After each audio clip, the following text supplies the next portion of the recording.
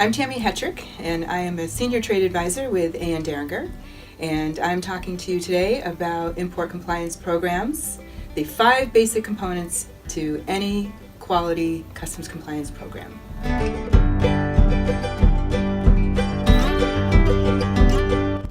For those of you who watched the last video, you'll know that I promised that I would talk about a program that was simple, scalable, and sustainable.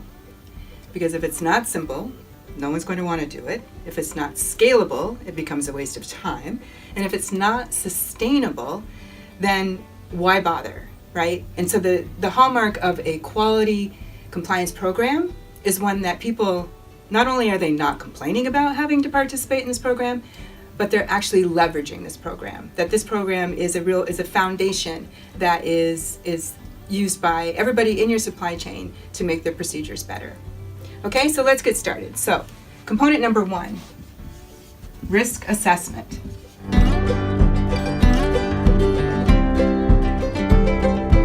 So any good program needs to start with understanding where your risk is, right? So, and this can be overwhelming to some folks, but it's really quite simple. What you want to do is you want to understand basically how many HTS numbers do I have, right? How many chapters in the tariff am I in? Am I in 2, or am I in 25, or am I in 50, right? The more chapters you're in, that could be more of a risk, right? Your value. Are you doing business with related parties? Are you doing business with all unrelated parties, on consignment? Do you have molds and tooling that you provide to suppliers where you might have assist and you need to add that to the value either through a reconciliation program or on your first entry?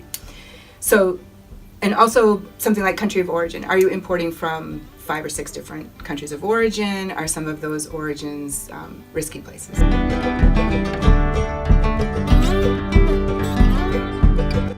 So basically, and the way you do this is you run an ACE report and you look at the landscape of all your import activity for, let's say, the last 5 years, because you're looking for trends, right? Is your HTS list growing?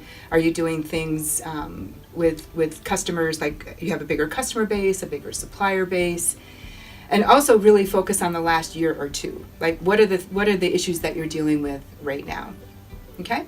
So risk assessment will help you figure out what you're dealing with here, and around which you are going to be building your internal controls, right? So internal controls is the second major component.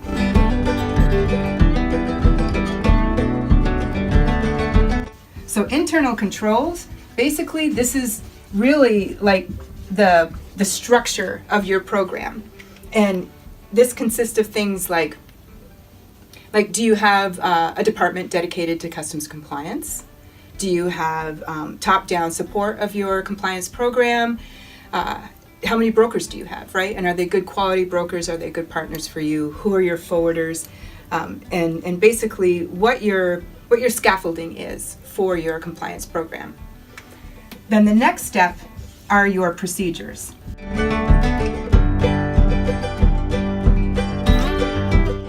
So some people call these SOPs, standard operating procedures. Other people call them desktop procedures. And this is really where the rubber meets the road, right? This is how you do things. So up here in internal controls, it's, who's managing your entries and who's responsible for doing the functions. Do you have the right infrastructure in place? And this is where stuff gets done, right? So when it comes to things like when we talked about up here, risk management, you have assists, right? But you import or you export to 5 different countries. And so not everything comes in the US. So it doesn't make sense to declare 100% of your assist on entry number 1 because you're not sure what percentage of that assist is actually coming into the US. So basically you want to be in the reconciliation program. That's part of your internal controls, being in the recon program. But how you actually manage that, how you actually file recon, how do you figure out how much your assist is? How do you figure out what percentage is coming into the US? How do you get the data down to the item level? And then how do you get it to your broker to file? That would be covered in your procedures, okay? The next step is what I call post-entry review. A lot of people call these internal audits.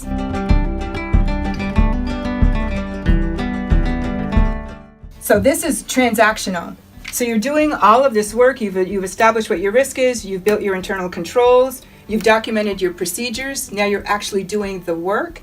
And this is where you go back and you see, are your internal controls working? And are your procedures working? Is all this effective? And the way you tell is you pull some sample entries. Again, you figure out what the right sample size and composition is to do this post-entry review. And you basically are looking at it from soup to nuts. Is everything you declared to customs what actually happened? So in this case, you declared to customs that you were going to import 100 pieces of 100 bureaus. And they were $100 each, right?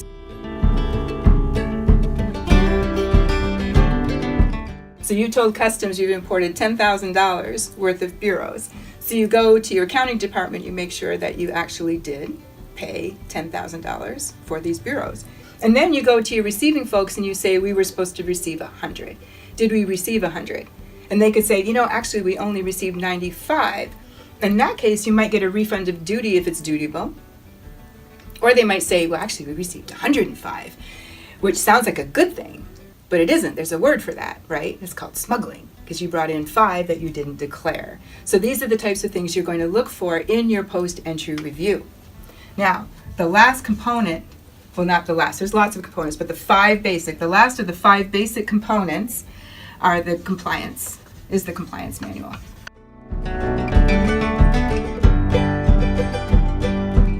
So this is where you document everything that you've done here, right? This is where you pull it all together in writing. So the manual is going to start out with a declaration from your senior management that they support exactly what it is that you're doing here. You're going to show what your internal controls are. It's going to show what your desktop procedures are, that you have a training log, who's responsible for what, who in your organization is responsible for which customs functions. All of this is detailed in your compliance manual. And basically what it is, it's the physical manifestation of you exercising reasonable care. It's your physical manifestation of your compliance program. So you can do all of this, and if customs comes in and says, do you have a compliance program? You could say, sure I do. And you can sit them down and you can say, we do this, we do this, we do this, we do this. Or you can say, here's our compliance manual. End of story. Right? So again, these are the 5 basic components. You perform your risk assessment, you set up internal controls, document your procedures, conduct post-entry reviews, perhaps on a monthly or quarterly basis, at least on an annual basis, and you put it all together in a compliance manual, and there you have it. Everything you need for a customs compliance program, one that is simple, scalable, and sustainable.